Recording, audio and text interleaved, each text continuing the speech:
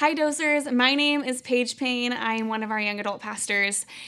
You know when you're in a conversation and it just seems like the topic keeps getting hijacked by the other person?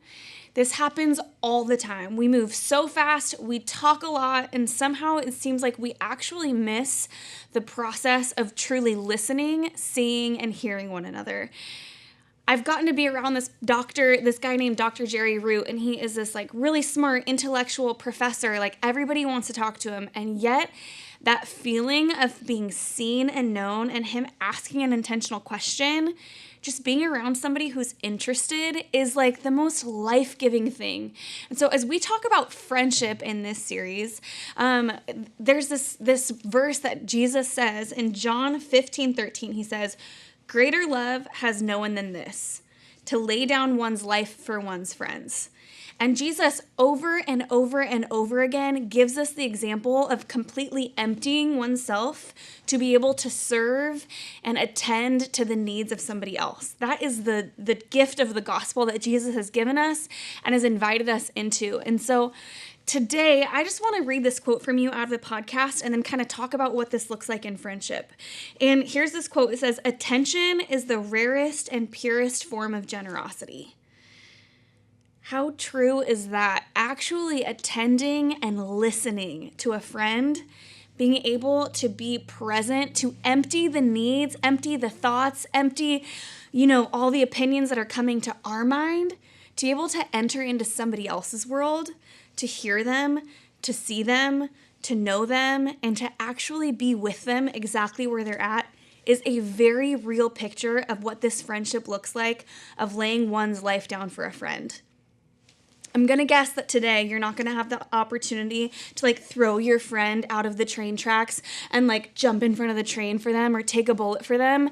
And yet this concept of laying one's life down for a friend, or of emptying ourselves that we would be able to consider somebody else more important than us, that comes from Philippians 2. Listening is such a practical, real way for us to do that. And so I just want to challenge you with two things out of Proverbs 18. The first one is Proverbs 18:2, and it says, "Fools find no pleasure in understanding, but delight in airing their own opinions." And so one way we could practice listening in our friendships is that as we're receiving the opinions and the thoughts and the concepts and the ideas of somebody else, taking the time just to create space for that to exist, and you not to have to take every little piece to throw in exactly what you think, or what that makes you think of, or the story that reminds you of, or how that refers back to you, and then you sharing it, but just creating space for them to be able to continue to share their opinions by somebody who actually cares about understanding where they're coming from. It says fools, they don't do that. They just air their own opinions. And so us as wise, loving friends, let's create space for other people's opinions.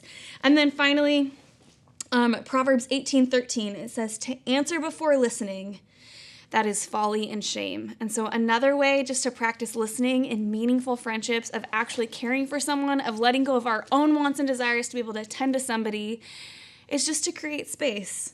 To answer before listening, that is folly and shame. And so even just this little listening tip is, after it seems like someone is done answering a question, give them just a little bit more space. See if they're going to keep talking and keep answering, instead of having to jump in and give some type of how you respond to that. So church, I really believe that we will be loving people like Jesus if we take the time to pause, let go of what we want to say, and take time to actually listen and attend to somebody else, because attention is the purest and rarest form of generosity.